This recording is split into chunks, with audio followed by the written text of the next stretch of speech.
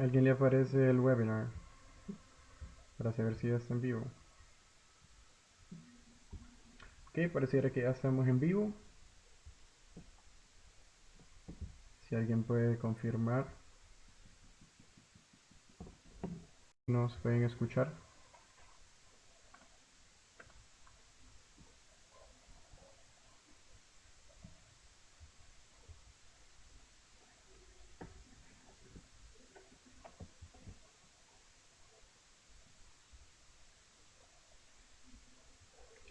¿Podrían ayudarnos en los comentarios si pueden decirnos si está funcionando la conexión, si está yendo o si seguimos teniendo problemas de conectividad?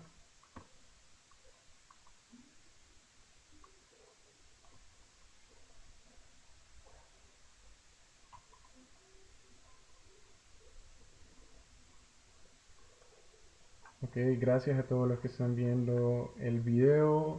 Si alguien más podría confirmarme si les está funcionando la conexión.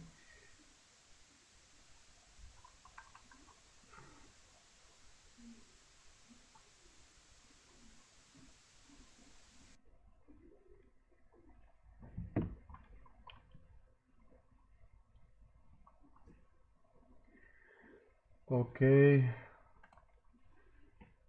bueno, lastimosamente no sabemos qué está sucediendo con la conectividad, pero vamos a intentar comenzar el webinar a pesar de la conectividad, porque al parecer mencionan algunos de que se detiene por momentos, pero que a los segundos regresa. Así que vamos a comenzar. Dicen que se escucha un poco bajo. Vamos a subir el volumen. Ok.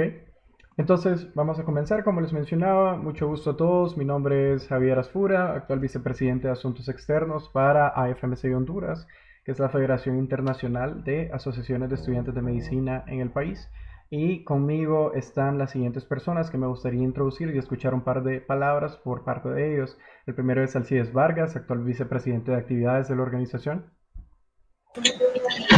Muy buenas noches, público en general y miembros de AFMC Honduras. Mi nombre es Alcides Vargas, actual vicepresidente de actividades para AFMC Honduras en la gestión 2020-2021. Para mí es un honor poder presentar y compartir con ustedes este tema tan importante como es el nuevo coronavirus causante de la enfermedad COVID-19. Muchas gracias. Muchas gracias, Alcides. Ahora me gustaría introducir a Ashley Dilbert, actual oficial nacional de salud pública. Muy buenos días, bueno, noches, perdón. En este caso, pues mi nombre es Ashley Dilbert, yo soy oficial nacional de salud pública. Para mí es un honor, como lo mencionaba mi compañero Alcides, poderles presentar estos temas que en este momento son de gran importancia y que debemos mantenernos informados siempre. Entonces, para mí es un placer. Muchas gracias, Ashley. Y por último, me gustaría introducir a Jorge Izaguirre, actual oficial nacional de educación médica. Hola amigos, mi nombre es Jorge Aguirre, soy el actual oficial nacional de educación médica de FMS Honduras para este término y estoy muy feliz de estar aquí con ustedes y compartir esta pequeña charla. Muchísimas gracias. Así que vamos a comenzar. Antes de empezar a hablar del tema, queríamos aprovechar para hablarles un poquito sobre la federación. IFMC es la Federación Internacional de Asociaciones de Estudiantes de Medicina, una ONG formada en 1951, la organización de estudiantes de medicina más grande del mundo. Actualmente contamos con miembros en más de 123 países, un poco más de 1.3 millones de estudiantes de medicina miembros. Estos son un par de nuestros aliados a nivel internacional para que ustedes conozcan pues la validez y las colaboraciones que tenemos a nivel internacional. Y en el país, pues nosotros somos una organización miembro, somos un miembro completo de esta federación, por lo que significa que nosotros tenemos derecho a voz y voto en todas las asambleas mundiales de estudiantes de medicina de AFMC. ¿Qué es lo que hacemos a nivel nacional? Bueno, nuestras áreas de enfoque o áreas de trabajo son a través de 7 comités permanentes. El séptimo está en la siguiente diapositiva. Los comités que nosotros tenemos son SCORI, en intercambios en investigación, SCORA, sobre derechos y salud sexual y reproductiva, incluyendo VIH-Sida, SCOPI, que son intercambios profesionales, SCOMI, educación médica, SCORP, que es sobre derechos humanos y paz, y por último hablamos de SCOF, que es de salud pública. Ahora, como les mencionaba, tenemos un comité permanente propio que se creó y se fundó en Honduras por parte del ex oficial nacional, que es Kevin Ardón, y este comité es SCOCHI, que SCOCHI es el Comité Permanente en Cambio Climático y Ambiente, del cual estamos muy orgullosos. Entonces, como les menciono, estas son nuestras 7 áreas de trabajo, nuestros 7 comités permanentes, con los cuales nosotros desarrollamos actividades, conferencias, congresos, desarrollamos talleres virtuales y presenciales, y coordinamos intercambios profesionales, clínicos e intercambios en investigación a nivel internacional. ¿Cuál es el contenido del seminario del día de hoy? Bueno, vamos a hablarles un poquito de varias cosas y vamos a hablar de qué es el coronavirus, su cronología, cómo se va a transmitir, factores de riesgo, su fisiopatología, ciertos mitos, cómo identificarlo, cuál es el manejo de los pacientes, cómo prevenir lo que podemos hacer en casa y sobre todo consejos en relación al distanciamiento social, al aislamiento social y cómo cuidar de nuestra salud mental en este tiempo. Así que sin más preámbulos vamos a comenzar y los dejo con mi compañero Alcides. Muy buenas noches nuevamente, mi nombre, como ya saben, es Alcides Vargas. Estoy muy contento de poder compartir con ustedes este tema de mucha importancia y relevancia a nivel mundial. Como mencionó Javier anteriormente, hoy hablaremos sobre el coronavirus, causante de la enfermedad COVID-19. Los coronavirus son una gran familia de virus que causan enfermedades que van desde resfriado común hasta enfermedades más graves, como por ejemplo una neumonía severa, dejando a los pacientes en unidad de cuidados intensivos. Situación que ocurre o que ocurrió con los virus causantes del síndrome respiratorio de Oriente Medio y el que ocasiona también el síndrome respiratorio agudo grave. Ok, ¿qué son los coronavirus? Los coronavirus pertenecen a la familia Coronaviridae. Estos tienen 4 géneros: alfa, beta, gamma y delta. El SARS-CoV-2 pertenece a los beta coronavirus y estos causan enfermedades leves, de leves a graves en los humanos y animales. En cuanto al nombre estructural del virus, se pueden observar las espigas grandes características espaciadas que forman una corona alrededor del virión. Los nuevos coronavirus identificados en humanos en las últimas décadas son el SARS-CoV en el 2002 y el MERS-CoV en el 2012. Actualmente tenemos una pandemia causada por el SARS-CoV-2, denominado COVID-19 por sus siglas en inglés Coronavirus Disease 19. El periodo de incubación del virus que provoca la COVID-19 es de 2 a 14 días con una media estimada de 5 a 6 días. Cuando decimos el periodo de incubación, hacemos referencia al tiempo que transcurre entre la infección por el virus y la aparición de los síntomas de la enfermedad. Es un virus ARN monocatenario de sentido positivo con un gran genoma. Probablemente pues este sea de origen zoonótico, es decir, que la infección provenga de un origen animal hacia los humanos. Actualmente la OMS desconoce se desconocen fuentes bibliográficas donde indiquen que la infección sea de origen, que se pueda transmitir de humano hacia animales. La tasa de letalidad del COVID-19 actualmente es de 5.38%, siendo relativamente bajo en comparación con otros virus, como por ejemplo el MERS o el SARS, que tenían un índice de mortalidad entre el 9 al 10% del total de los casos. En cuanto a la epidemiología a nivel mundial, se registran 228.405 pacientes recuperados y se identifican de casos de coronavirus positivos 1.900.810, con muertes, con una cifra de muertes bastante alta, que son 59.140 casos a nivel mundial. A nivel nacional se reportan casos positivos 222 hasta el día de ayer, 2 de abril. Muertes hasta el día de ayer se registraron 15, situadas en diferentes departamentos del país, y pacientes recuperados de la enfermedad 3. Según la Organización Panamericana de la Salud en la región de las Américas, se reportan 51 países afectados con 247.473 casos confirmados y 5.600 muertes en la región.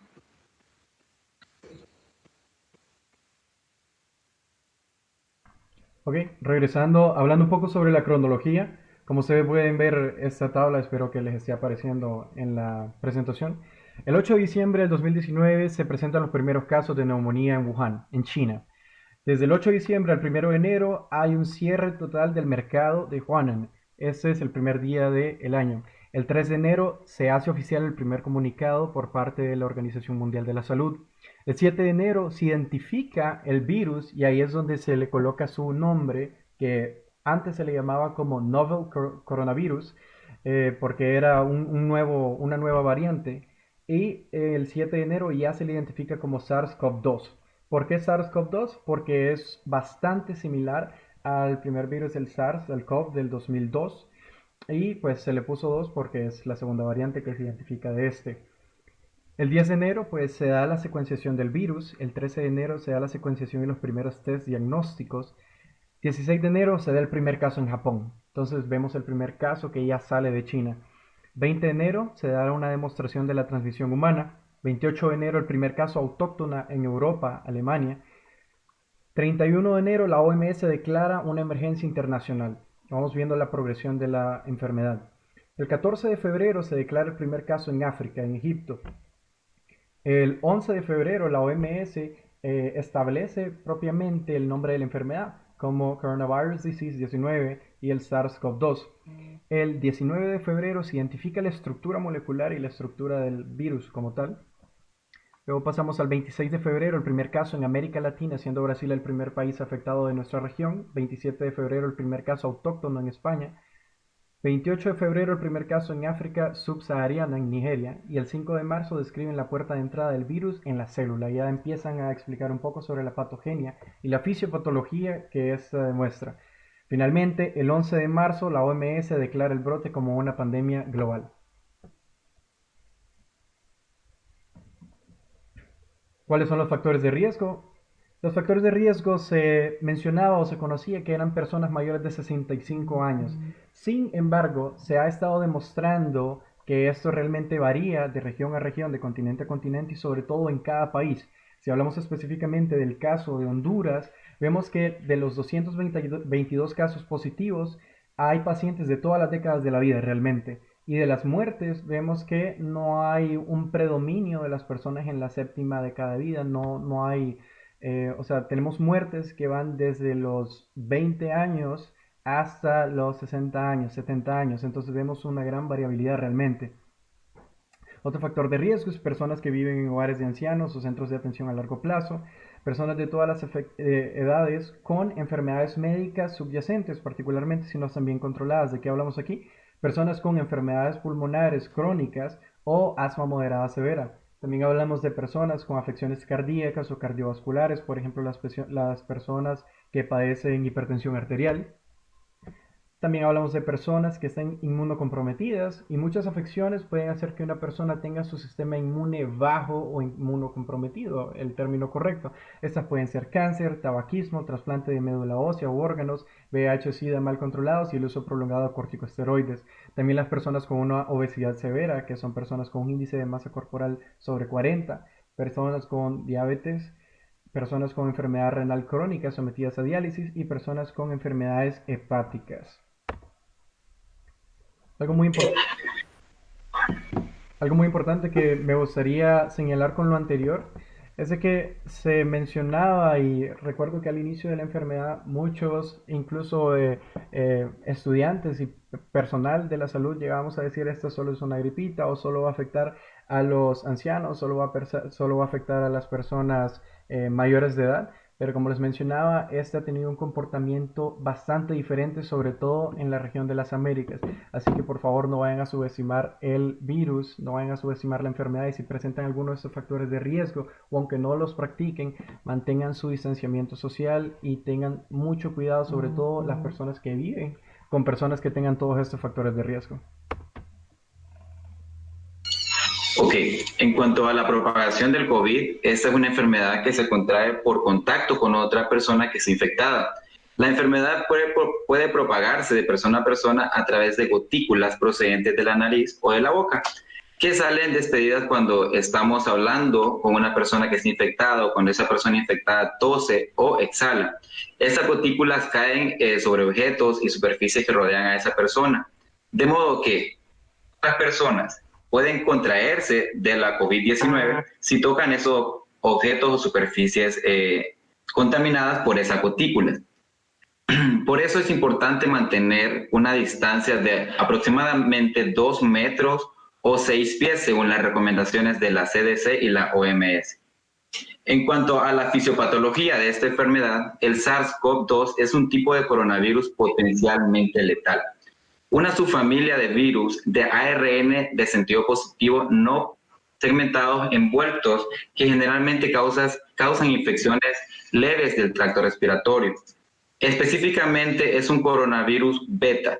Los otros dos coronavirus beta fueron el SARS-CoV y el MERS-CoV, que también causaron brotes de infección potencialmente mortales del tracto respiratorio en el 2003 y el 2012. Como anteriormente mencionaba el compañero Javier, el SARS-CoV-2 comparte el 79.5% de la identidad con el SARS-CoV y la secuencia del genoma muestra un 96.2% de identidad con un coronavirus de murciélago denominado RATG13, lo que hace que los murciélagos sean el huésped natural más probable de origen del SARS-CoV-2. Esta definición, según la OMS, es que todavía no está identificado cuál es el origen del agente etiológico causante de la COVID-19.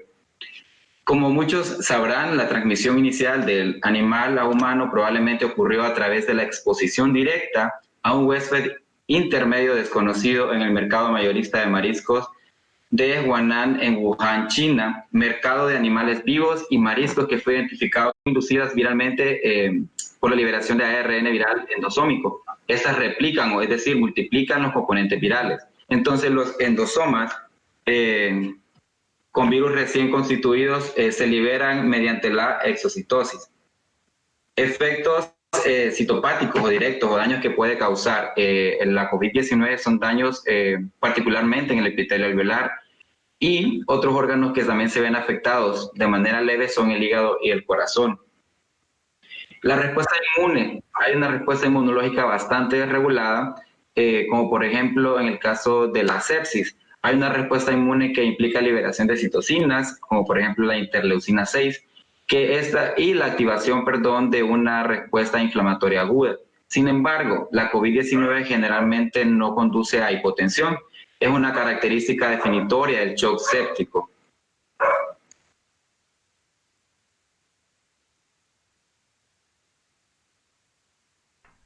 ¿Cómo podemos identificar nosotros posibles signos, posibles síntomas, sobre todo a la población en general, a todas las personas que pueden comunicarle esto a sus familiares, a sus amistades? Bueno, la mayoría de los estudios y los últimos artículos publicados mencionan que hay signos más frecuentes, signos comunes y algunos signos que están presentes, pero que por lo general son raros encontrarlos. Los signos y síntomas más frecuentes van a ser fiebre y tos. E incluso algunos de los estudios demuestran que la fiebre es de los primeros síntomas en aparecer, sino es que el primero, seguido por la tos. Los síntomas comunes, como pueden ver acá, tenemos dolor de garganta, dolor muscular, cansancio, dolor en las articulaciones, vamos a tener dificultad respiratoria, cansancio al respirar y dolores de cabeza o cefaleas. ¿Cuáles síntomas también pueden aparecer, aunque sean raros? Podemos tener rinorrea o congestión nasal, es decir, podemos tener la nariz tapada o también podemos tener una nariz que está sacando bastante moco, así como tener diarrea también.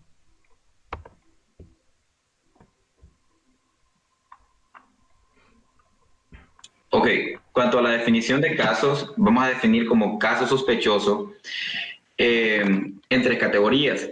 La categoría A es aquella persona con enfermedad respiratoria aguda que ha tenido fiebre y al menos un signo o síntoma de una enfermedad respiratoria, como por ejemplo tos o dificultad respiratoria, y sin otra etiología que explique completamente la presentación clínica o un historial de viaje o residencia fuera del país.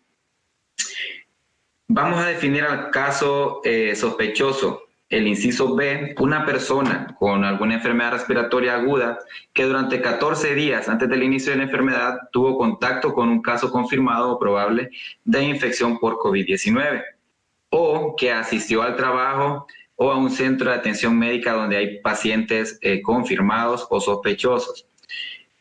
Luego el inciso C es una persona con infección respiratoria aguda grave sin etiología que explique completamente la presentación clínica y que haya requerido una hospitalización previa.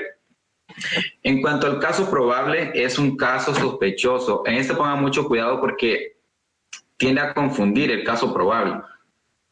Este es un caso sospechoso para el cual la prueba de COVID-19 no es concluyente y si da positivo es usando un ensayo de pan-coronavirus y evidencia de laboratorio de otros patógenos respiratorios negativa. Entonces, cuando se refiere al ensayo de pan-coronavirus, es el ensayo que estamos utilizando según la recomendación de las OMS, unas tablas, que si el paciente tiene fiebre, tiene tos, tiene dificultad para respirar, nosotros vamos haciendo como un checklist de esto. Entonces, ese es el ensayo que estamos utilizando para definirlo como caso probable en caso de que el paciente muestre una prueba de COVID-19 no concluyente.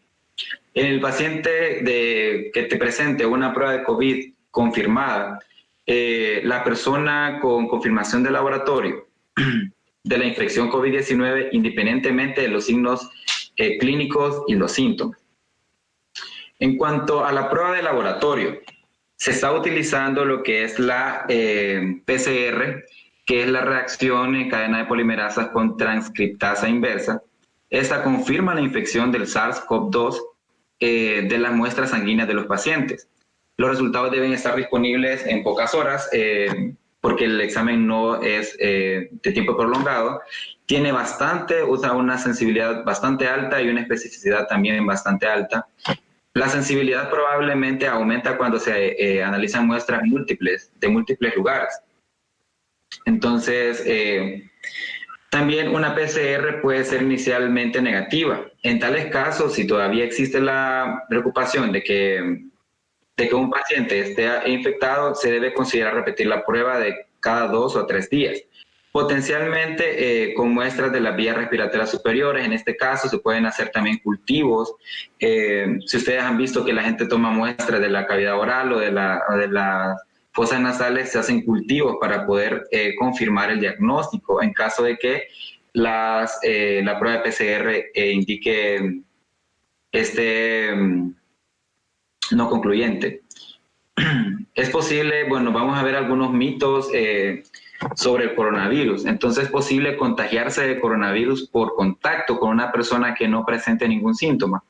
La respuesta es definitivamente que sí, porque el riesgo de contraer coronavirus es bastante alto, ya que el periodo de incubación de este es de 2 a 14 días sin presentar síntomas. Entonces, por ejemplo, yo puedo contraer coronavirus y puedo estar sin síntomas durante ese periodo de incubación y puedo estar contaminando a otras personas. Entonces, sí es posible contaminarse de un paciente que no presente síntomas. La siguiente pregunta es, ¿el causante del COVID-19 puede transmitirse en zonas de climas cálidos y húmedos? Según las pruebas científicas que se han obtenido, estudios que se han realizado, indican que el coronavirus SARS-CoV-2 puede transmitirse en cualquier zona, incluidas las zonas de clima cálido y húmedo.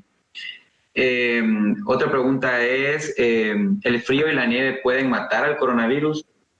La respuesta es no, porque la temperatura normal del cuerpo se mantiene en torno a 36.5 y 37 grados Celsius.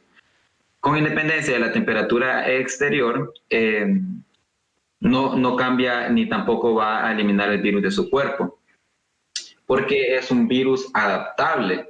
Entonces, otra pregunta también tenemos que si bañarse con agua caliente previene la infección de coronavirus. Podríamos tomarla como la respuesta anterior, porque bañarse con agua caliente no proporciona ninguna protección contra el coronavirus 19. La temperatura se mantiene siempre igual, 36.5 a 37 grados Celsius. De hecho, si el agua está muy caliente puede causar lesiones en piel. Entonces, lo que menos queremos es que usted se vea afectado por tratar de prevenir esta infección. Una pregunta bastante importante que la gente hace es si el nuevo coronavirus afecta a las personas de edad avanzada solamente. La respuesta es no. El nuevo coronavirus no afecta a las personas de edad avanzada. Este virus no discrimina edades, pero sí las personas de edad avanzada tienen más vulnerabilidad en cuanto a este virus.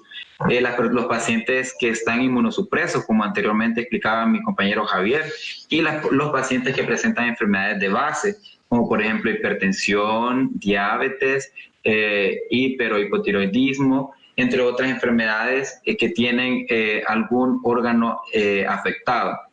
¿Son eficaces los antibióticos para prevenir y tratar la infección del coronavirus? No. La respuesta es no, porque los antibióticos son para matar bacterias. Para los virus existen los virucidas que inhiben la propagación de los virus, por ende los antibióticos no son efectivos en el coronavirus y no hacen ningún efecto en cuanto a los agentes etiológicos de esta enfermedad.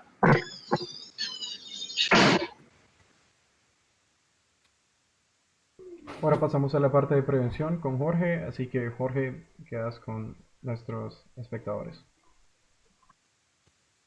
Bien, uno de los aspectos más importantes para cualquier enfermedad es saber cómo prevenirla, no solamente para COVID-19, sino que cualquier enfermedad que nosotros nos enfrentemos. Entonces, primero vamos a repasar la definición de la palabra prevención. Según la OMS, esta se define como medidas destinadas no solamente a prevenir la aparición de una enfermedad, tales como reducción de los factores de riesgo, sino también a detener su avance y atenuar sus consecuencias una vez establecidas. En esta definición vemos lo importante que es la prevención, no solo para nosotros, sino también para nuestro sistema de salud. Y poniendo en práctica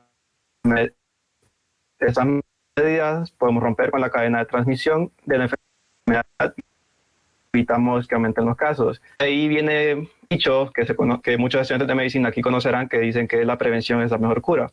Y sé que seguramente han escuchado estas formas de prevenir la enfermedad, pero siempre es importante recordarlas. Entonces, vamos a ir con la primera. Esta es probablemente una de las más importantes para cualquier enfermedad, no solo para COVID-19, que es el lavado de manos. ¿En qué momento debemos hacerla? Ir al baño, antes de comer, luego de tocar animales, después de estornudar o toser, al quitarse la mascarilla que estén usando, luego de manipular la basura, al cocinar o manipular alimentos antes y después de entrar en contacto con personas enfermas y manipular el dinero. ¿Cómo debo lavarme las manos para que sea más efectivo? Bueno, primero está la duración. En general, por lo menos 40 a 60 segundos. Y pues han salido bastantes formas en el internet de cómo este tiempo y hacer más dinámico el proceso. Cuando a mí me enseñaron a hacerlo en el hospital, el residente me dijo que debía durar lo mismo que dura la canción de Happy Birthday. O sea, cantan la canción al momento que empiezan a darse las manos. Pero hay otros ejemplos como el coro de Baby One More Time, la marcha imperial de Star Wars, e incluso el eslogan del equipo Rocket de Pokémon. Y ustedes pueden usar la que más les guste. Queda muy a su elección. Luego está el equipo necesario. Siempre que esté disponible, la mejor opción es el agua y jabón. Pero si por alguna razón no tienen estos dos componentes, pueden utilizar un gel desinfectante de manos con alcohol del 70%. Ya explicaron anteriormente por qué el alcohol del 70%. Y el proceso en sí es relativamente sencillo.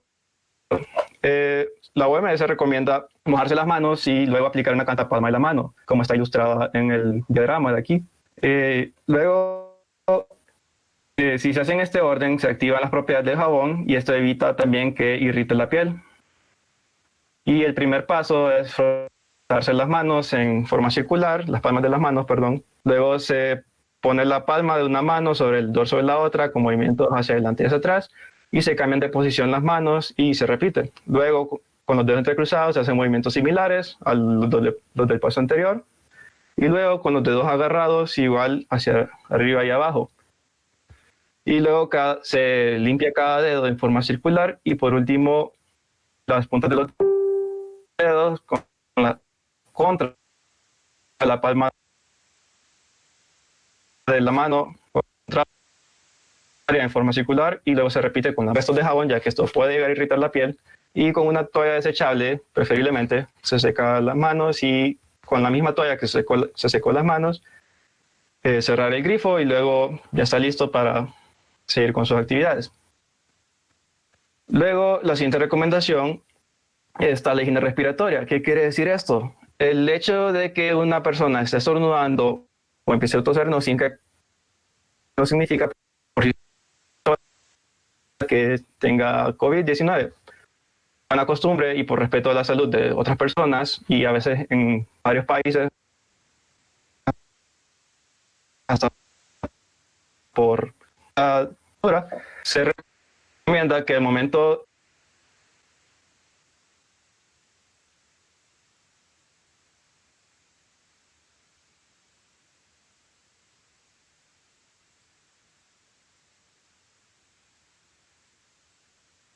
la gotita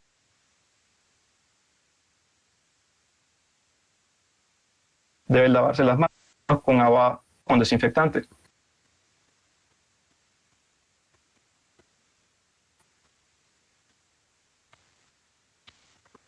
Con desinfectante.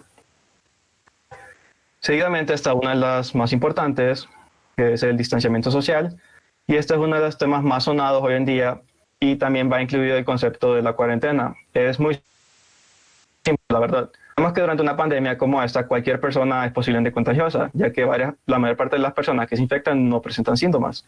Entonces, limitando el contacto de personas fuera de su casa también limita considerablemente la posibilidad de contagio. Muchos expertos dicen que esta es de las medidas preventivas más eficaces, por lo que no es sorpresa que varios gobiernos han decidido implementarla bien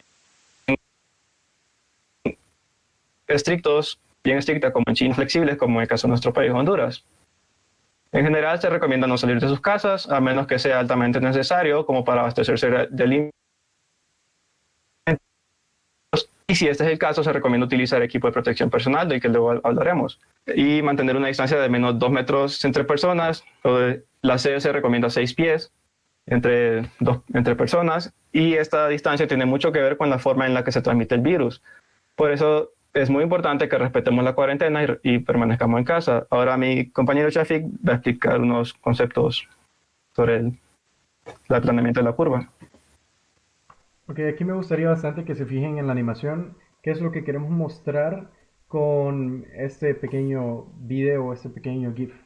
Si pueden ver, lo que hablamos aquí es el número de los casos, la cantidad de los casos que pueden haber en cierto momento. Y por otro lado, estamos hablando de la capacidad del sistema de salud y el tiempo de progresión o el tiempo en el cual estos pacientes se están infectando todos al mismo tiempo.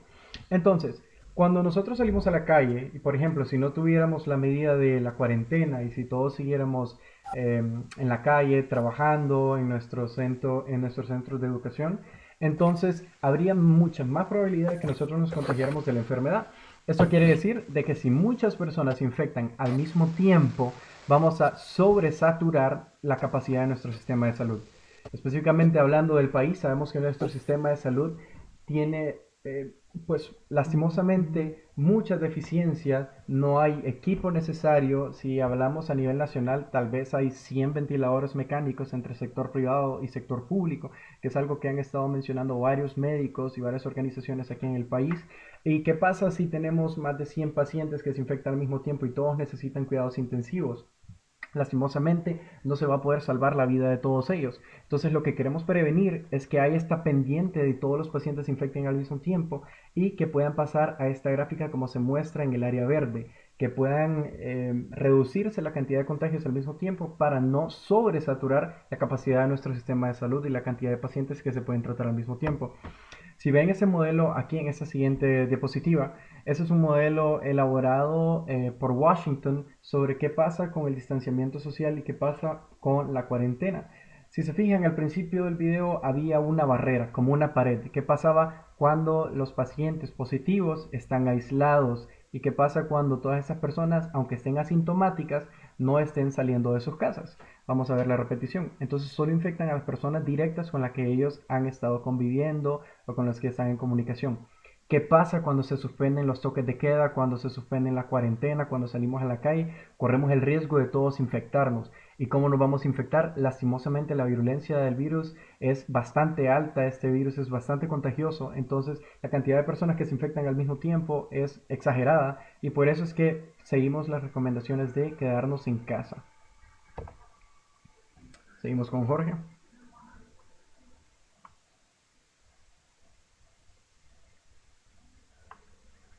Bien, otra recomendación de la OMS es evitar tocarse los ojos, la boca y la nariz, ya que estos representan puertas de entrada para el virus, o nos expliqué anteriormente. Otra está el reconocimiento de los síntomas. No voy a hablar mucho de los síntomas porque los tocaron en otra parte, pero al momento de autodetectarlos, o sea, si usted siente que tiene fiebre, está tosiendo y tiene un síntoma, tiene dificultad para respirar, es importante saber cómo actuar y no alarmarse. Es muy importante no alarmarse e informar de inmediato al servicio de salud. En Honduras sé que se llama 911, en otros países puede variar. Y recuerden que es muy importante no automedicarse, en especial con el uso de antibióticos. Voy a hacer hincapié en esto. Este está contraindicado ya que solo es efectivo contra bacterias. Si el COVID-19 es una enfermedad viral. En cuanto a otras recomendaciones, también está mantenerse informado y seguir instrucciones del personal sanitario. Como una una enfermedad nueva, existen actualizaciones diarias, hay bastantes avances sobre cómo funciona la enfermedad y es muy importante seguir esta. Si no les gusta leer como informes o cosas así, existen bastantes páginas que se dedican a sintetizar esta información en un formato más digerible, como videos o como infográficos. De hecho, nosotros hemos estado haciendo algunos infográficos. Se debe tener mucho cuidado con las redes sociales y la información falsa.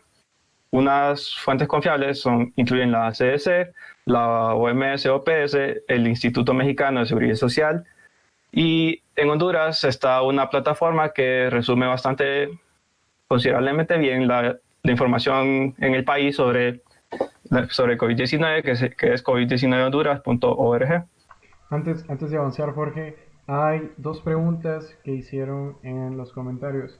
La primera pregunta, bueno, muchas gracias por hacer las preguntas. La primera es, ¿qué componente debe tener la tela para la elaboración de mascarilla de tela, ya que las mascarillas están agotadas? Lastimosamente, no hay evidencia de que las mascarillas de tela puedan prevenir el contagio de la enfermedad. Inclusive las únicas mascarillas que ha demostrado la evidencia científica son las mascarillas N95, son las únicas que pueden evitar el contagio a través de las microgotas por las cuales se transmite el virus. Ni siquiera las mascarillas quirúrgicas sirven para prevenir la enfermedad. Entonces las mascarillas de tela, lastimosamente, nos gustaría decir que no funcionan las mascarillas de tela para prevenir la enfermedad, a pesar de lo que muchas fuentes importantes del país han comunicado. La otra pregunta es, hay algunas personas que dicen que se puede utilizar cloroquina como un tratamiento. ¿Qué tan cierto es y qué avances existen en ese ámbito? Esa es muy buena pregunta. Habían ciertos avances, hay ciertos estudios que se han estado utilizando tanto en España como en Italia, la cloroquina y la hidroxicloroquina, que son antimaláricos, para poder tratar la enfermedad. Sin embargo, las nuevas actualizaciones de la Organización Mundial de la Salud todavía no avalan esos tratamientos de manera oficial como un protocolo para tratamiento de la patología. Así que hasta el momento no hay un protocolo claro que se pueda aplicar a nivel mundial sobre cómo tratar a esos pacientes. Y tampoco, pues, mucho menos hay una cura todavía. Todos estos medicamentos siguen en prueba. Hay muchas organizaciones o empresas, mejor dicho, que ya están fabricando curas, pero todas estas están todavía en fases de pruebas. Todavía no se ha estandarizado un protocolo de tratamiento para la enfermedad.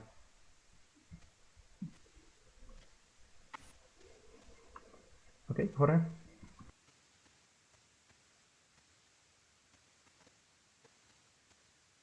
Ok. Bien, otras recomendaciones, según la Organización Mundial de la Salud, es preparar los alimentos adecuadamente, en especial las carnes. Recordemos que las carnes en microbios o otros microorganismos que puedan causar enfermedad. Y recordemos que también se cree que, que el origen del coronavirus tiene que ver con animales salvajes que estuvieron previamente que estuvieron en un mercado en un área de China. Por lo tanto, se recomienda también lavar adecuadamente los vegetales, desinfectar utensilios como tablas y cuchillos luego de su uso. Y esto lleva a otra parte, que es la desinfección desinfectar superficies y objetos inanimados. Se recomienda que se haga con soluciones cloradas y que se haga enfermedad en su casa. Ahora, un punto bien importante y también algo controversial en estos días ha sido el equipo de protección personal. Si bien existen distintos implementos recomendados por la OMS, estos son específicos para personal sanitario en contacto con pacientes que padezcan de COVID-19. Para el público en general, idealmente, todos deberían andar su propia mascarilla y no deberían estar saliendo de casa, pero si tienen que hacerlo, se recomienda, uno, usar ropa manga larga, pantalones y cubrirse lo más posible el cuerpo y usar su mascarilla. Aquí también se toca el punto de la mascarilla de tela, que no hay evidencia de que sea efectiva para protegerse del coronavirus. Sin embargo, y debido a que en el mundo se están escaseando, las mascarillas, la OMS ha estado promoviendo algunas recomendaciones para personas que sí deben usar mascarillas y otras que no es tan necesario. Entre estas están las personas saludables con contacto con pacientes sospechosos. Esto quiere decir cualquier persona que vive en una zona que esté demostrada que hay bastantes casos sospechosos. Por ejemplo, aquí en Tegucigalpa es una zona con alta incidencia de coronavirus. Personas que estén estornudando o tosiendo, es importante que usen mascarilla porque así evitan propagar la enfermedad. Y esta es más efectiva cuando se complementa con el lavado de manos. También recuerden utilizarla adecuadamente. La Organización Mundial de la Salud amablemente hizo un video explicando cómo se debe usar la mascarilla. Y es muy importante usar mascarillas desechables y deshacerse de ellas luego del uso, porque estas pueden actuar también como focos de infección o fomitos. Y para nosotros la más importante es quedarse en casa. ¿Por qué? Shafik ya habló previamente de esto, porque es importante quedarse en casa. Bien, entonces, me imagino que la mayoría de ustedes nos están viendo desde casa. Aquí en Honduras llevamos aproximadamente 3 semanas, si no me equivoco. Ya más o menos perdí la cuenta del tiempo. Este punto le pregunté a varios de ustedes que probablemente están viendo por medio de mi Instagram personal, y esto fue lo que contestaron. Si vemos, hay bastantes fuentes de entretenimiento como Netflix, videojuegos, el ejercicio, incluso hasta han encontrado nuevos hobbies como TikTok o cocinar o cosas así. Entonces vamos a saltar a la que dice entretenimiento. Entonces, ¿qué pueden hacer en su casa? Se pueden clasificar fácilmente las actividades que ustedes pueden hacer en estas categorías. Entretenimiento, esto incluye cosas como ver series, anime, Netflix, videojuegos, pasar en redes sociales como TikTok. Trabajo o educación, hay distintas universidades alrededor del mundo que han hecho abiertos sus cursos online, y en especial la OMS y el Instituto Mexicano de Seguridad Social, ha creado cursos fáciles para poder aprender más sobre COVID-19 y sobre coronavirus. También están los pasatiempos, está dibujar, está tocar instrumentos, cocinar, repostería, leer o he visto que a varios les gusta hacer jardinería. Luego está aprender nuevas habilidades como idiomas, si les gusta cocinar pueden aprender nuevas recetas, y nuevas canciones. Hay distintas aplicaciones que les sirven para aprender idiomas. Y en ejercicio pueden encontrar una infinidad de videos en YouTube que les pueden dar una rutina fácil de ejercicios a cualquier nivel de estamina que ustedes puedan tener. Y luego está una que puede sonar algo triste, pero es la lista de deseos post-cuarentena. Piensen en todas esas actividades que a ustedes les gustaría hacer una vez que se les permita salir y pues, escríbanlas y así van a tener algo a lo que van a poder ver en el futuro al momento al momento de que termine todo esto. También nuestros queridos miembros han hecho esta serie de infográficos de actividad, de recomendaciones que pueden hacer también en sus casas. Incluso hay una rutina de ejercicios. Y lo más importante para nosotros es ser creativo. Las infinidades son tan limitadas como lo sea su imaginación. Es decir, que ustedes, cualquier cosa que a usted se le ocurra hacer en la casa, háganla. Esto es muy importante también para mantener su salud mental. Vamos a hablar más adelante. Bien, la productividad en tiempos de cuarentena. Sé que muchos de nosotros, incluyéndome a mí, hemos cambiado de un formato de clases presenciales a un formato en clases online. Y no es tan fácil adaptarse a esto. Y yo lo he experimentado, esto presenta muchas dificultades. De hecho, hace poco estaba viendo un webinar muy interesante sobre esto. Entonces, ¿cómo puede mejorar la productividad en la casa? Encontré un artículo de una revista para empresarios que dice que toca justamente este tema. Y esto se enfoca en 6 puntos, que son el compromiso, el foco, compartir visualmente, el seguimiento, la preparación y los smart places. Entonces vamos a hablar cada una de ellas. El compromiso implica mantener contactos con tus compañeros de equipo o con tus compañeros o por distintas vías, es decir, no solo por el correo, no solo por chat, pueden hacer videollamadas,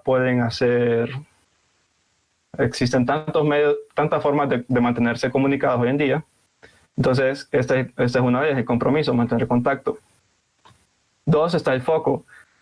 Es importante establecer objetivos claros y que sean pocos, porque si no esto puede llevar al burnout. Y también planear el tiempo específico que se va a dedicar al trabajo y al ocio, independientemente que sea para trabajar o para estudiar. Luego está compartir visualmente. Esta se refiere al uso de lenguajes visuales. Existen bastantes aplicaciones de productividad que les ayudan a mejorar su productividad. También están los esquemas, infográficos, los videos y bastantes fuentes de información más dinámicas que los libros o que los reportes para que ustedes puedan mantener su trabajo. Luego está el seguimiento, elaborar reportes o resúmenes. Esto les ayuda más a retener la información luego de completar su clase. He visto a mis compañeros que les gusta tomar notas en lo que el docente está dando su clase, entonces eso es una muy buena opción.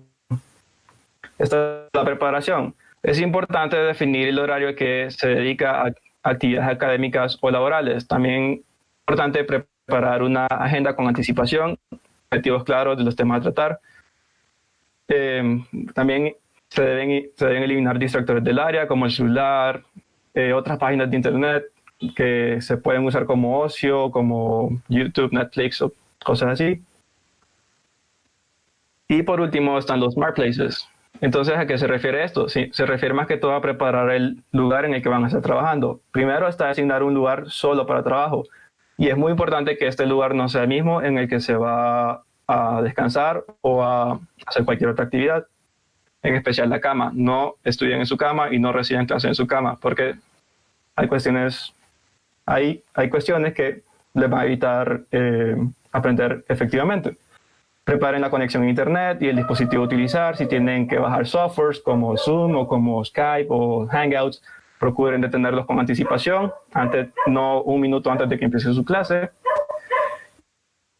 Y también mantengan su escritorio o su mesa organizada y limpia. Eviten tener otros materiales que no sean del tema que van a atacar en ese día. Por ejemplo, si es de pediatría o de ginecología o si están haciendo un reporte para su empleo. No mantengan solo lo necesario en su escritorio. Y con esto concluye mi participación. Ahora lo dejo con mi compañera Ashley. Antes de continuar, tenemos un par de aportes, comentarios y preguntas en los comentarios. Ya les leo la primera. Preguntan si se sienten síntomas, ¿se puede tomar acetaminofén? Realmente esta es una pregunta bastante controversial ahorita en cuanto a la literatura médica y en cuanto al manejo en varios países. Sin embargo, la recomendación que nosotros podemos darles es al momento de que ustedes sientan o identifiquen algunos signos o síntomas, llamen a el 911 en el caso del país para poder ser orientados por el personal que está manejando la pandemia aquí a nivel nacional. No hay estudios todavía, o mejor dicho, decisiones o conclusiones reales y concretas sobre el uso de acetaminofén. Sin embargo, se prefiere el uso de acetaminofén sobre ibuprofeno, por ejemplo, o cualquiera de los otros antiinflamatorios. ¿Cuál es el problema de estos? De que al comenzar a tratar los síntomas, estos van a disminuir obviamente y se empieza a camuflajear la enfermedad y esta puede progresar, agravarse. Y el problema con esto es de que obviamente no nos vamos a dar cuenta cuando el paciente ya realmente esté en un estado grave, mientras que se le puede diagnosticar en una etapa temprana de la enfermedad. Carlos Palomo, muchísimas gracias por el comentario. En relación a los estudios de cloroquina, menciona, Francia publicó los primeros estudios de tratamiento experimental donde el uso combinado de cloroquina más acitromicina logró la reducción del 25% de la carga viral. Como habíamos mencionado, obviamente no es curativo, pero sí reduce el impacto de la enfermedad, así que muchas gracias por eso. La siguiente pregunta es de María. Menciona, Italia presentó un informe sobre las autopsias que realizaron en 50 pacientes. Si tenemos alguna información extra o algún comentario sobre esto.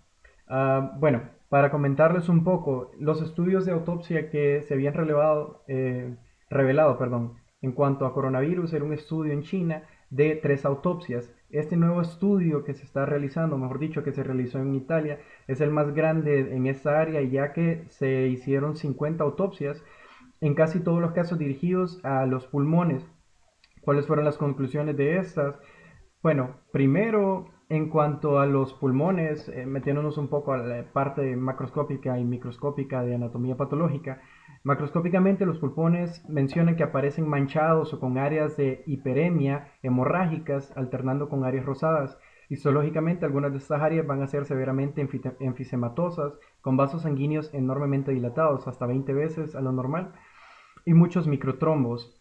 Se menciona que hay descamación de neumocitos, formación de membranas hialinas y un exudado fibrótico, como en el síndrome de distrés respiratorio agudo.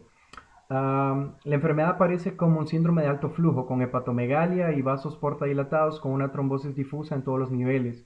Incluso el corazón pareciera que vamos a encontrar cardiomegalia, siempre va a tener un hidropericardio y una marcada hipertrofia ventricular izquierda. Sin embargo, los pacientes hipertensos casi siempre están en la anamnesis, vamos a determinar esto. Inclusive en el estudio María se mencionó de que hubo un caso que se observó un trombo que obstruía casi por completo la vena cava superior en la aurícula derecha, y esto pues frecuentemente han notado el ascenso del diafragma, lo que indica que en cierto punto los síntomas y la enfermedad provoca que los pulmones ya no se expandan, y esto pues va a estar asociado en muchos de los casos a hepatomegalia. ¿Qué se recomendaba al resto de los patólogos? Bueno, la recomendación final que ellos hacían es que los patólogos tienen que decir que se soliciten libremente las autopsias que se consideren apropiadas, especialmente en las muertes súbitas o muertes en pacientes relativamente jóvenes y sanos, acompañados de la mayor cantidad de información posible. Ya sabemos, comorbilidades, fecha de inicio de los síntomas, qué tratamiento se les hizo, si hubo un sistema de soporte de oxígeno.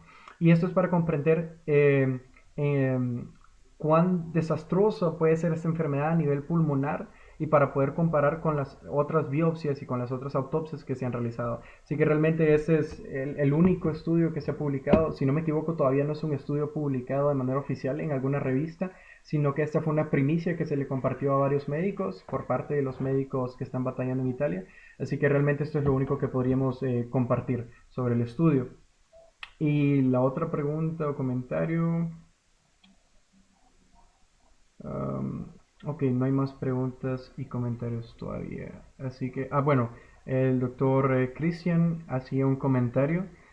Dice que hay una discusión de caso en el App Figure 1 que se implementa Bueno, él compartió un enlace en YouTube y dice que lo que se mencionaba en el caso del paciente se le brindó acitromicina y cloroquina.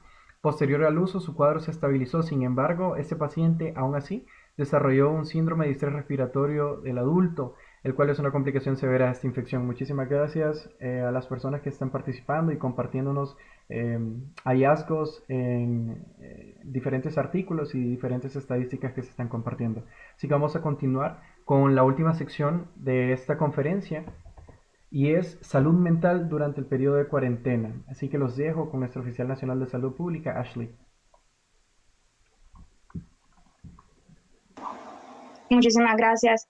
Entonces, bueno, continuando con todos los aportes que estamos realizando el día de hoy, queríamos tocar el punto de que estamos olvidando en cierta parte lo que es la salud mental.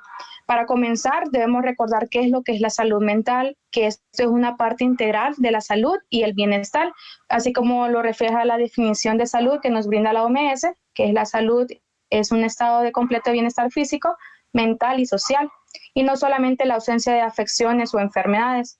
Considerando lo que dice la salud mental puede ser afectada por una serie de factores tanto socioeconómicos, que ahora bien estamos considerando lo que es la cuarentena. Para definir lo que es una cuarentena es la separación y restricción del movimiento de personas que potencialmente han estado expuestas a una enfermedad contagiosa, para determinar si se sienten mal, lo que reduce el riesgo a que otros se infecten. En este momento lo que vamos a ver es lo que es el impacto psicológico que se está realizando en un estudio de España se decidió hacer y pues querían ver cuál iba a ser el impacto que iba a tener sobre la salud mental en esta cuarentena que se está llevando en el año 2020. Con esto buscaron varios artículos, varios estudios que se habían realizado en cuarentenas anteriores o aislamientos que se habían llevado a cabo y aproximadamente de 3.166 documentos que se revisaron, tomaron 24 en los cuales tenían relación con lo que son los SARS. En esta investigación se dieron cuenta o se pudieron notificar que habían varios que decían que estas estaban tanto relacionadas con cuarentenas de tiempos diferentes. Habían cuarentenas establecidas por 9 días hasta cuarentenas establecidas por semanas. Una de estos llegaron a varias conclusiones, el cual les voy a compartir con lo que se llegaron a esto. Y uno de ellos fue el efecto de estar en una cuarentena fue un predictor de síntomas de estrés postraumático en los empleados del hospital, inclusive 3 años después de la cuarentena que ellos enfrentaron o del aislamiento que ellos enfrentaron. El estrés postraumático en padres y en niños en cuarentena encontró que las puntuaciones medias de este estrés postraumático fueron 4 veces más altas en los niños que habían sido puestos en cuarentena, en cambio con los padres que se reportó un 28% de diagnósticos confirmados. El personal del hospital examinó también los síntomas de depresión 3 años después de la cuarentena y descubrió que el 9% de toda la muestra informó síntomas depresivos altos.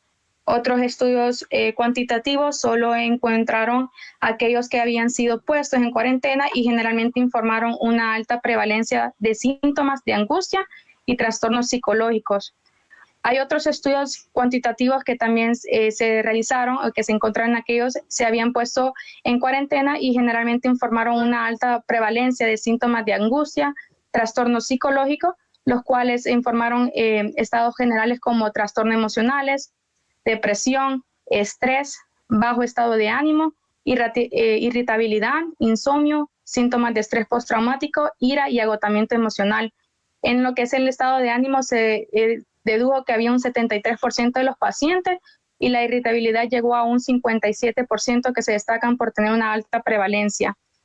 Las personas en cuarentena, por estar en contacto cercano con aquellos que potencialmente tienen SARS, informaron varias respuestas negativas durante el periodo de cuarentena, que fue más o menos un 20%, que informaron tener temor, otro 18% informaron nerviosismo, 18% informaron tristeza y 10% informaron culpabilidad.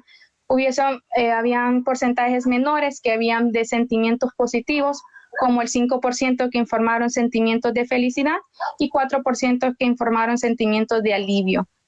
Como ya lo habíamos mencionado anteriormente, hay varias reacciones que se esperan durante una epidemia como la que padecemos actualmente, que es natural o que nosotros creemos que pueden suceder o lo que nosotros estamos esperando de forma positiva que puedan suceder, lo cual implican el distanciamiento social, la cuarentena y el aislamiento, por lo cual se puede experimentar la ansiedad, la preocupación, el miedo y lo que es la paranoia. O sea, creo que a todos nos ha pasado que si salimos y al día siguiente ya sentimos que estamos enfermos, o por ejemplo que si alguien estornudó, nosotros ya sentimos que también estamos estornudando, cosas que a veces en nuestra vida cotidiana ya habían pasado y nunca habíamos tenido esa paranoia de que al entrar a nuestra casa ya sentimos que estamos enfermos. Entonces, las personas que pueden tener una reacción más fuerte al estrés de una crisis incluyen aquellos pacientes adultos mayores y personas con enfermedades crónicas que corren mayor riesgo de contraer el COVID-19 porque están más pendientes o están más preocupados de que si ya a mí me da el COVID, pues ya morí. Entonces, los adultos mayores han creado ese tipo de miedo, de angustia, al creer que al contagiarse van a fallecer. También hay niños y adolescentes y las personas que participan en la respuesta al COVID-19 como médicos y otros proveedores de atención médica o el personal de emergencia. También personas con enfermedades mentales, incluidas las personas con trastornos por abuso de sustancias. Hay algunos factores que influyen bastante este tipo de reacciones.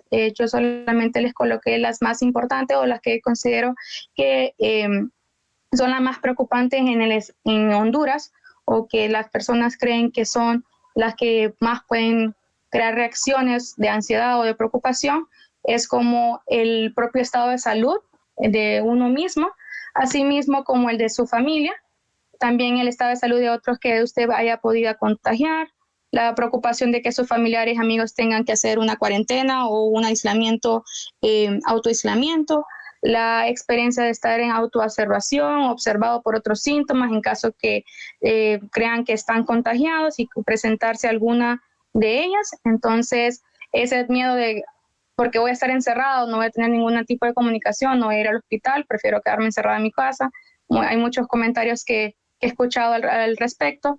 Y también el tiempo que se está restando a su trabajo por este proceso, eso quiere decir que hay menos posibilidades de pérdida de ingreso o inestabilidad laboral, aquellas personas que están siendo amenazadas de perder su trabajo, etcétera, la necesidad de tener que prever los abastecimientos de alimentos y cuidados médicos, la exigencia de tener a menores y familias a cargo, la incertidumbre o una frustración sobre cuánto tiempo durará esta situación, la soledad, el malestar o rabia sin pensar que está contagiado, la preocupación de ser un vector o contagiar a otros. Entonces hay varios factores que influyen y que nosotros creamos o podemos llegar a tener varias de estas reacciones que nosotros esperamos que sean habituales en los próximos meses, como ser la ansiedad o un tipo de paranoia. También tenemos varios consejos para poder afrontar este distanciamiento social. Es, por ejemplo, ser consciente del riesgo que correría si no lo hiciera. Por ejemplo, hay casos que tenemos que mantenernos informados, como lo habíamos mencionado anteriormente. Hay varias páginas o varios anuncios que son totalmente falsas y por eso se recomienda solamente seguir aquellas páginas que brindan información importante, como ser la de CDC, la OMS y pues la que nosotros tenemos, que es la de covidhonduras.com, si no me equivoco en este momento. Entonces, siempre basarnos en páginas oficiales donde brindan información y estudios y que realmente cortan a todos aquellos mitos que se están creando y que pues fomentan este estrés. Asimismo, como evitar ver noticias o evitar estar pendiente de cuántos casos hay cada día, porque eso aumenta el estado de frustración o el estado de miedo y puede causar pues enfermedades emocionales y depresivas en cuanto en los próximos meses, ¿verdad? También acuda a fuentes fiables, como les mencionaba, y otras opciones es, por ejemplo, afrontar las principales preocupaciones. Creo que una de las principales preocupaciones que tienen los hondureños, por decirlo de esta manera, es que mayormente la mayoría están perdiendo sus trabajos o no tienen una fuente de ingreso durante este periodo que no se sabe cuándo se estaría terminando. Se sabe una fecha en especial, pero no se sabe si se estaría alargando, y pues eso causa un tipo de estrés junto con todas las deudas, alimentos que tienen que proveer. Entonces es afrontar esto. Lo mejor sería tratar de evitar comprar cosas que no sean necesarias, sino que aquello que realmente sea necesario y útil para lo que es el periodo de aislamiento o el periodo de cuarentena en que permanecemos en casa, como alimentos básicos. Y también es necesario conversar con un médico o alguna enfermera de un centro de salud cercano, en el cual cuáles son los síntomas o signos que ya los mencionamos anteriormente, que debemos considerar al momento de nosotros ir a un hospital, y así evitar también la aglomeración de personas tanto en centros de salud como en emergencias, ¿verdad? En los hospitales.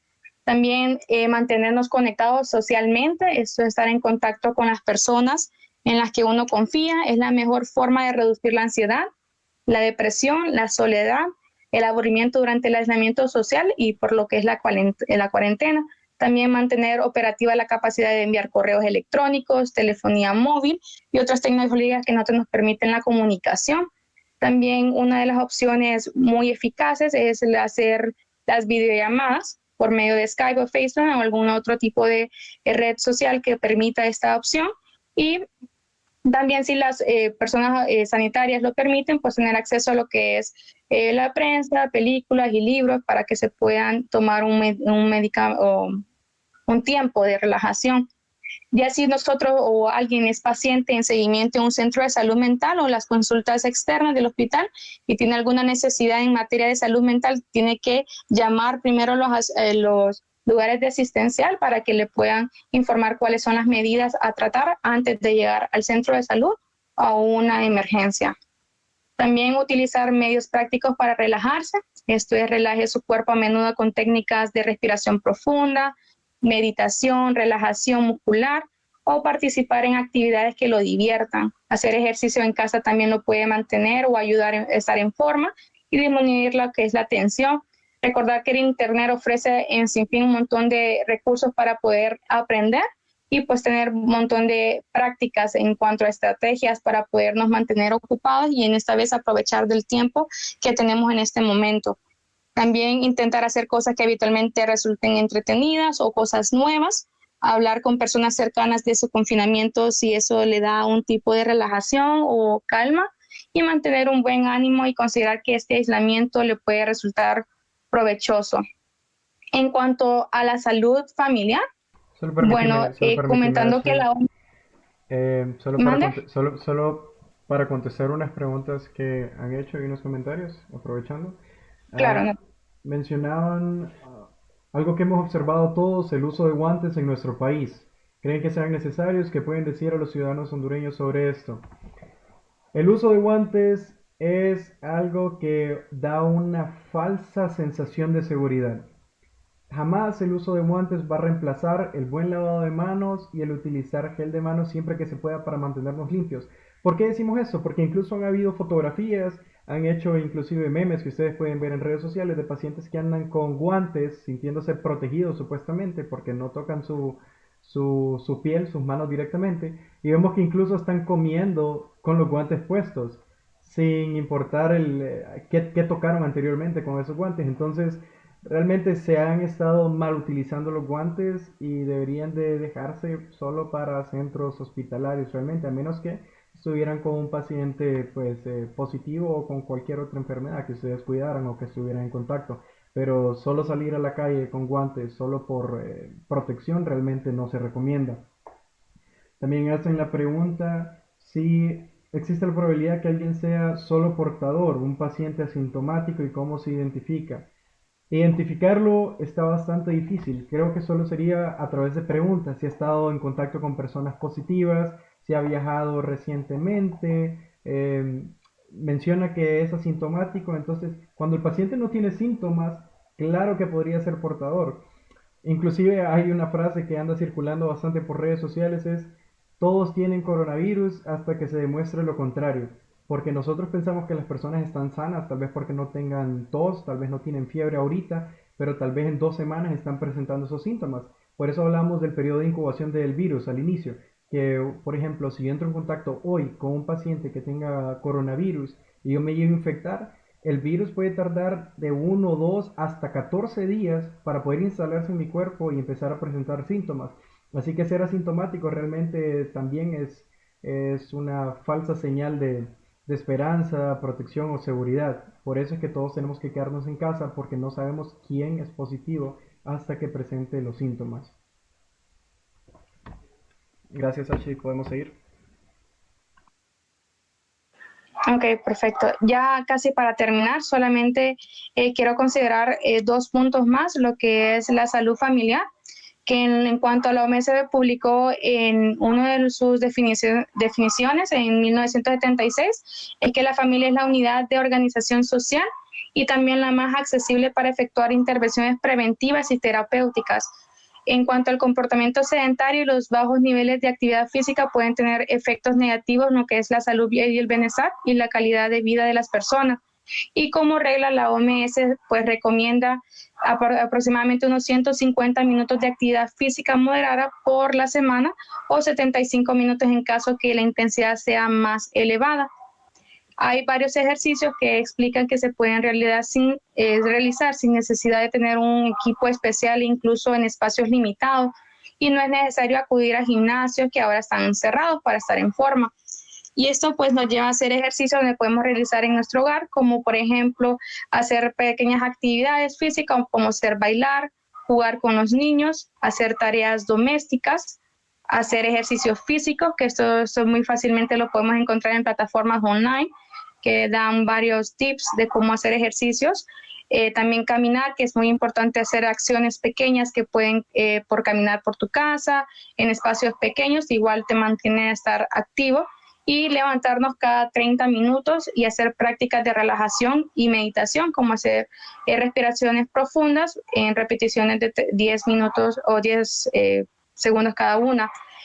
Por ejemplo, en esta diapositiva podemos ver algunos de los ejercicios que la OMS nos recomienda realizar estando en casa. Hay unos que son desde levantar las rodillas, otras hacer sentadillas y que son pequeñas actividades que se pueden llevar a cabo con toda la familia, siempre y cuando se hagan repeticiones de 10 cada uno y pues en periodos pequeños. También tenemos el apartado que es de comer sano y beber agua. Hay varios consejos o algunos métodos que nos recomienda la OMS estando en cuarentena y pues esto va en conjunto con los ejercicios y es muy importante que durante el periodo de cuarentena comamos sano y nos mantengamos también hidratados.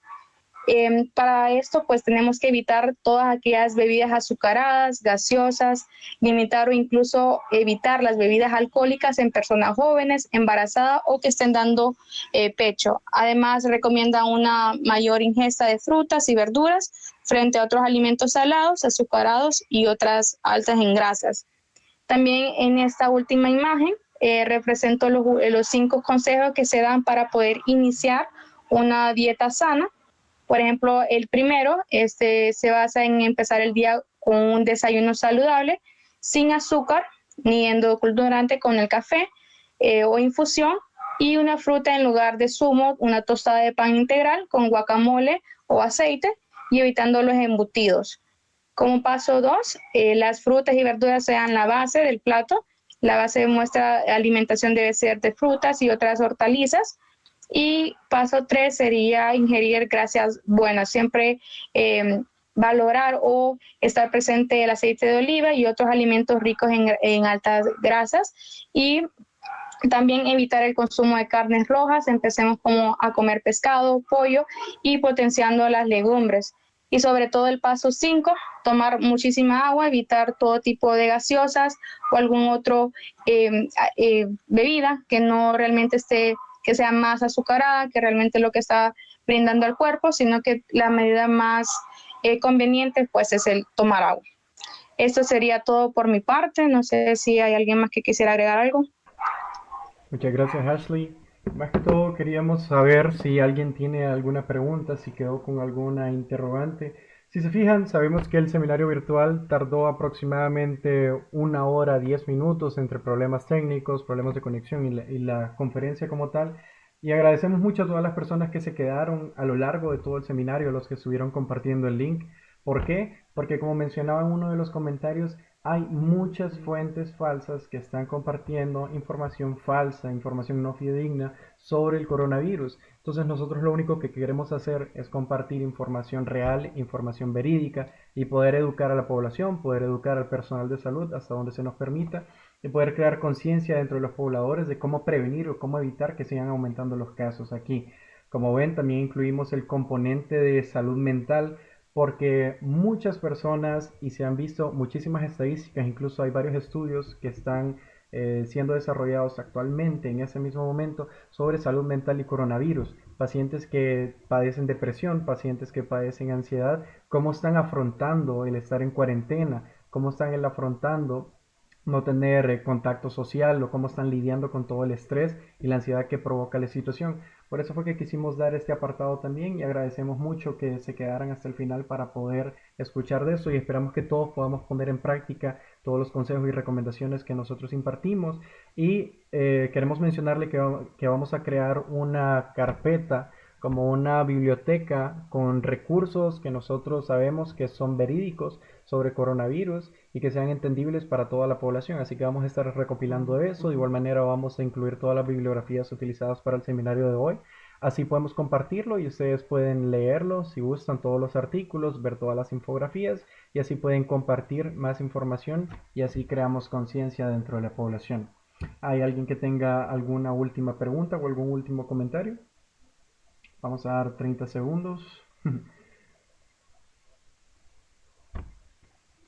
De igual manera, queremos comentarles que en estos próximos días y en estas próximas semanas vamos a estar haciendo una serie de videoconferencias, de seminarios virtuales sobre diferentes temas, algunos relacionados con temas de salud, de enfermedades, temas académicos y otros relacionados a habilidades, a desarrollar habilidades, a desarrollar ciertas cualidades que muchos de nosotros tal vez no tenemos actualmente o no hemos sabido desarrollar y pues por eso es que queremos desarrollar todos estos seminarios virtuales, por ejemplo, en liderazgo, en habla pública, en introducción a salud pública, por ejemplo, y queremos motivarlos a que si ustedes tienen alguna solicitud de temas, información que quieran de nuestra parte, seminarios que nosotros pudiéramos implementar, por favor envíennos en sus mensajes, envíennos esas sugerencias, así nosotros podemos compartir con ustedes toda esta información.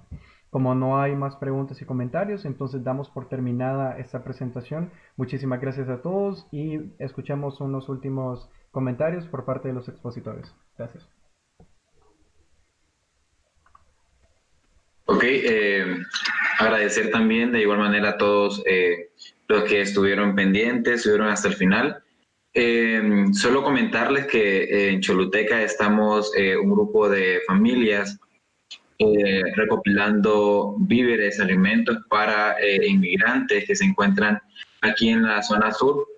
Si desean colaborar, unirse a ese grupo de familias voluntarias, pueden comunicarse conmigo, pueden buscarme en Facebook como Edgardo Alcides Vargas, para ponernos en contacto y poder ayudar a estas familias que están aquí de diferentes países, Cuba, África y también hay de Haití. Entonces, solamente mencionarles eso para que nos brinden un apoyo también, porque recuerden que somos una organización que vela por los derechos humanos. Entonces, muchas gracias por estar pendiente de nosotros. Buenas noches.